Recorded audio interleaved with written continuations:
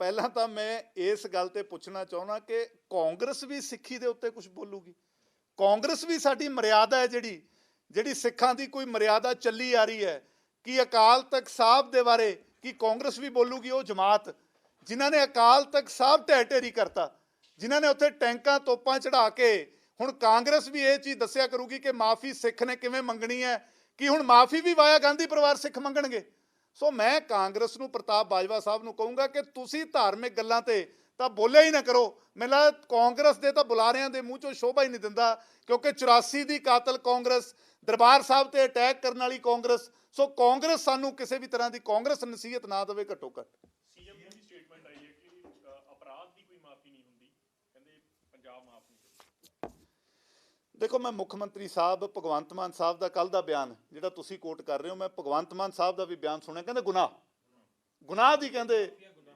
ਗੁਨਾਹ ਦੀ ਕਹਿੰਦੇ ਮਾਫੀ ਨਹੀਂ ਹੁੰਦੀ।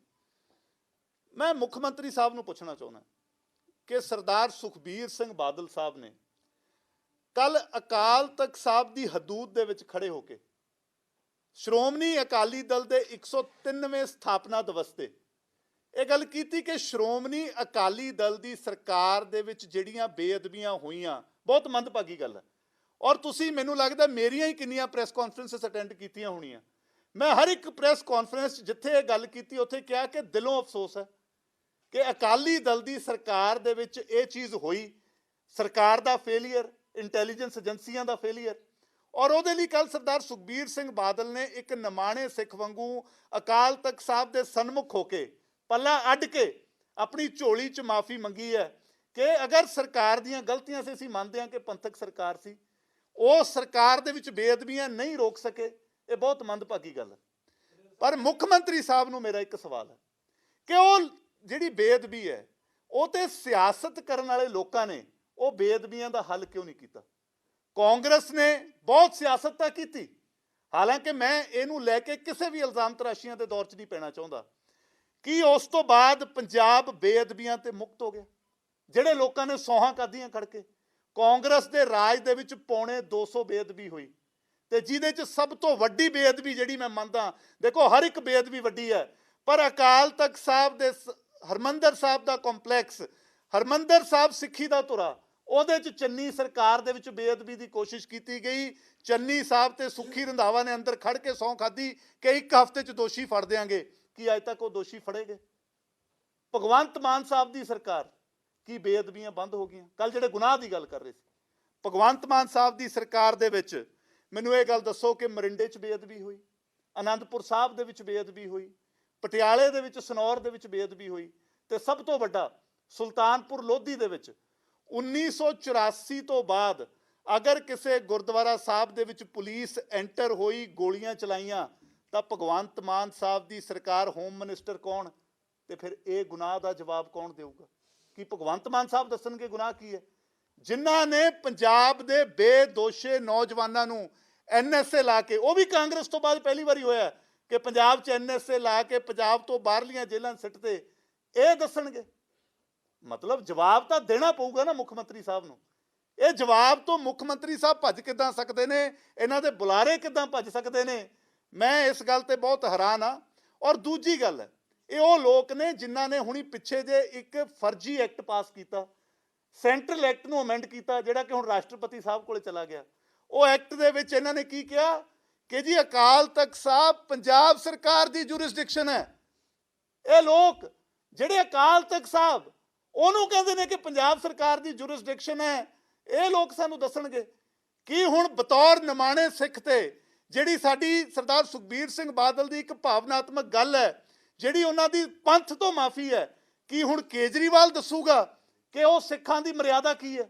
ਸੋ ਇਹ ਲੋਕ ਘੱਟੋ ਘੱਟ ਜਿਹੜੀਆਂ ਸਾਡੀਆਂ ਪਰੰਪਰਾਵਾਂ ਨੇ, ਜਿਹੜੇ ਸਾਡੇ ਸਿੱਖੀ ਦੇ ਵਿੱਚ ਮਰਿਆਦਾ ਨੇ, ਇਹ ਉਹਨਾਂ ਤੇ ਮੈਂ ਕਹਿੰਦਾ ਲੈਕਚਰ ਨਾ ਦੇਣ। ਬਹੁਤ ਗੱਲਾਂ ਨੇ ਮੈਂ ਕਹਿ ਸਕਦਾ, ਪਰ ਉਹ ਕਿਉਂਕਿ ਕੱਲ ਸਰਦਾਰ ਸੁਖਬੀਰ ਸਿੰਘ ਬਾਦਲ ਨੇ ਆਪਣੀ ਸਾਰੀ ਗੱਲ ਲੋਕਾਂ ਦੇ ਵਿੱਚ ਰੱਖਤੀ ਹੈ, ਮੈਂ ਨਹੀਂ ਸਮਝਦਾ ਕਿ ਉਹਦੇ 'ਚ ਹੁਣ ਕਿਸੇ ਵੀ ਕਿਸਮ ਦੀ ਟਿੱਪਣੀ ਦੀ ਲੋੜ ਹੈ।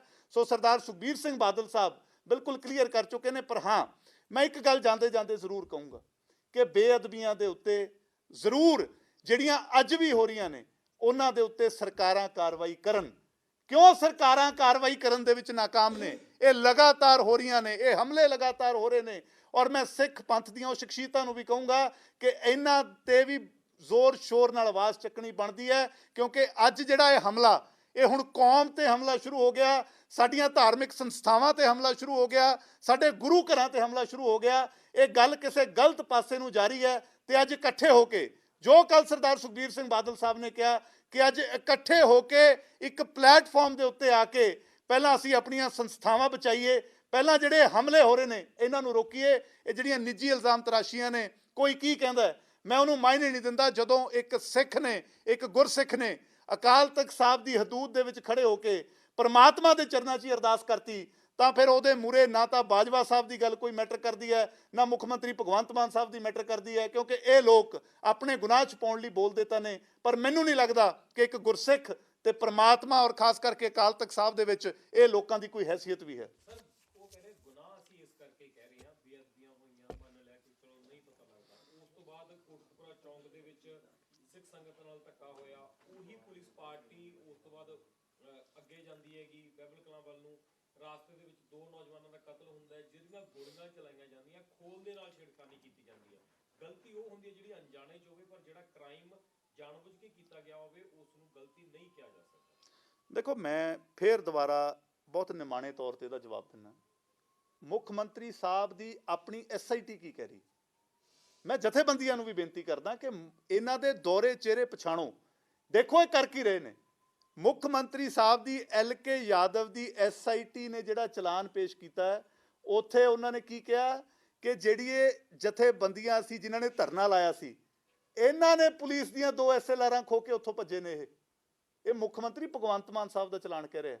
ਇਹ ਮੈਂ ਨਹੀਂ ਕਹਿ ਰਿਹਾ, ਇਹ ਸ਼੍ਰੋਮਣੀ ਅਕਾਲੀ ਦਲ ਦੀ ਸਰਕਾਰ ਨਹੀਂ ਕਹਿ ਰਹੀ। ਹਾਲਾਂਕਿ ਸ਼੍ਰੋਮਣੀ ਅਕਾਲੀ ਦਲ ਦੀ ਸਰਕਾਰ ਅੱਜ ਉਰੇ ਕਹਿਣਾ ਬਣਦਾ, ਕਿਉਂਕਿ ਇਹ ਕੋਈ ਕ੍ਰੈਡਿਟ ਡਿਸਕ੍ਰੈਡਿਟ ਦੀ ਗੱਲ ਨਹੀਂ। ਸ਼੍ਰੋਮਣੀ ਅਕਾਲੀ ਦਲ ਦੀ ਸਰਕਾਰ ਦੇ ਕੋਲੇ ਇਹ ਜਾਂਚ ਸਿਰਫ 20 ਦਿਨ ਰਹਿਣ ਦਿੱਤੀ ਸੀ। 20 ਦਿਨਾਂ ਬਾਅਦ ਇਹ ਜਾਂਚ, ਕਿਉਂਕਿ ਸਿੱਖ ਜਥੇਬੰਦੀਆਂ ਦੀ ਮੰਗ ਸੀ, ਕੈਪਟਨ ਅਮਰਿੰਦਰ ਸਿੰਘ ਕਾਂਗਰਸ ਦੇ ਮੁਖੀ ਹੁੰਦੇ ਸੀ, ਇਹਨਾਂ ਦੀ ਮੰਗ ਸੀ, ਆਮ ਆਦਮੀ ਪਾਰਟੀ ਦੀ ਮੰਗ ਸੀ। ਇਹ ਕਹਿੰਦੇ ਸੀ ਸਾਨੂੰ ਪੰਜਾਬ ਸਰਕਾਰ ਤੇ ਭਰੋਸਾ ਨਹੀਂ, ਇਹ ਜਾਂਚ CBI ਨੂੰ ਦੇ ਦਿਓ। ਹਾਲਾਂਕਿ ਬਾਅਦ ਚ ਕੈਪਟਨ ਅਮਰਿੰਦਰ ਸਿੰਘ ਮੁੱਖ ਮੰਤਰੀ ਬਣੇ, ਫਿਰ ਬੜਾ ਭਰੋਸਾ ਹੋ ਗਿਆ ਪੰਜਾਬ ਪੁਲਿਸ ਤੇ, ਜਾਂਚ ਵਾਪਸ ਆ ਗਈ ਔਰ ਬਹੁਤ ਦੇਰ ਨੂਰਾਕਸ਼ੀ ਚੱਲਦੀ ਰਹੀ ਮੋਹਾਲੀ ਕੋਰਟ ਦੇ ਵਿੱਚ। CBI ਕਹਿੰਦੀ ਸੀ ਅਸੀਂ ਜਾਂਚ ਕਰਾਂਗੇ, ਪੰਜਾਬ ਸਰਕਾਰ ਕਹਿੰਦੀ ਸੀ ਅਸੀਂ ਜਾਂਚ ਕਰਾਂਗੇ, ਔਰ ਮੈਂ ਬਤੌਰ ਵਕੀਲ ਉਹਦੇ 'ਚ ਆਪ ਪੇਸ਼ ਹੋਇਆ, ਜਾ ਕੇ ਐਪਲੀਕੇਸ਼ਨ ਲਾਈ ਕਿ ਭਾਈ ਸਾਡਾ ਮਕਸਦ ਨਹੀਂ ਕਿ ਜਾਂਚ CBI ਕਰੇ ਜਾਂ ਪੰਜਾਬ ਸਰਕਾਰ ਕਰੇ, ਇਹ ਜਾਂਚ ਦੇ ਵਿੱਚ ਡਿਲੇ ਨਾ ਕਰੋ, ਦੋਸ਼ੀਆਂ ਨੂੰ ਲੋਕਾਂ ਦੇ ਸਾਹਮਣੇ ਲਿਆਓ। ਪਰ ਕੀ ਅੱਜ ਤੱਕ ਦੋਸ਼ੀ ਲੋਕਾਂ ਦੇ ਸਾਹਮਣੇ ਆ ਗਏ? ਔਰ ਜਿਹੜੇ ਅਕਾਲੀ ਦਲ ਨੂੰ ਇਹ ਸਵਾਲ ਕਰਦੇ ਨੇ, ਮੈਂ ਅੱਜ ਵੀ ਕਹਿਣਾ ਕਿ ਇਹ ਸਾਰੀ ਜਾਂਚ ਦੇ ਦੌਰਾਨ ਇੱਕ SIT ਸੀ ਰਣਵੀਰ ਖੱਟੜਾ ਸਾਹਿਬ ਦੀ। ਸ਼ਾਇਦ ਉਹ ਆਫਿਸਰ ਤਿੰਨਾਂ ਸਰਕਾਰਾਂ ਦੇ ਵਿੱਚ ਨਾਨ ਕੰਟਰੋਵਰਸ਼ੀਅਲ ਰਹੇ ਨੇ। ਅਕਾਲੀ ਦਲ ਦੀ ਸਰਕਾਰ ਨੇ, ਸਰਦਾਰ ਸੁਖਬੀਰ ਸਿੰਘ ਬਾਦਲ ਨੇ ਉਹਨਾਂ ਨੂੰ SIT ਬਣਾਇਆ ਚੀਫ। ਕਾਂਗਰਸ ਦੀ ਸਰਕਾਰ ਦੇ ਵਿੱਚ ਵੀ ਕੰਮ ਕੀਤਾ, ਕੋਈ ਕਿੰਤੂ ਪਰੰਤੂ ਨਹੀਂ। ਆਮ ਆਦਮੀ ਪਾਰਟੀ ਦੀ ਸਰਕਾਰ 'ਚ ਵੀ ਕੰਮ ਕੀਤਾ, ਕੋਈ ਕਿੰਤੂ ਪਰੰਤੂ ਨਹੀਂ। ਮਲਕੇ ਦੀ ਇੱਕ ਇਨਵੈਸਟੀਗੇਸ਼ਨ ਸੀ ਜਿਹੜੀ ਸ਼੍ਰੋਮਣੀ ਅਕਾਲੀ ਦਲ ਦੀ ਸਰਕਾਰ ਨੇ, ਉਹ CBI ਨੂੰ ਨਹੀਂ ਭੇਜੀ। ਔਰ ਖੱਟੜਾ ਸਾਹਿਬ ਨੇ ਔਨ ਰਿਕਾਰਡ ਇਹ ਗੱਲ ਕਹੀ ਹੈ ਕਿ ਮੈਂ ਸਰਦਾਰ ਸੁਖਬੀਰ ਸਿੰਘ ਬਾਦਲ ਸਾਹਿਬ ਨੂੰ ਕਿਹਾ ਕਿ ਸੈਂਟਰਲ ਏਜੰਸੀਆਂ ਕਈ ਵਾਰ ਢਿੱਲ ਕਰ ਜਾਂਦੀਆਂ ਨੇ, ਆਪਾਂ ਪੰਜਾਬ ਦੇ ਵਿੱਚ ਇੱਕ ਜਾਂਚ ਰੱਖੀ। ਔਰ ਮੇਰੇ ਕਹਿਣ ਤੇ ਉਹਨਾਂ ਨੇ, ਸਰਦਾਰ ਸੁਖਬੀਰ ਸਿੰਘ ਬਾਦਲ ਨੇ ਸਹਿਮਤੀ ਦਿੱਤੀ ਕਿ ਠੀਕ ਹੈ ਤੁਸੀਂ ਇਹਨੂੰ ਇਨਵੈਸਟੀਗੇਟ ਕਰੋ,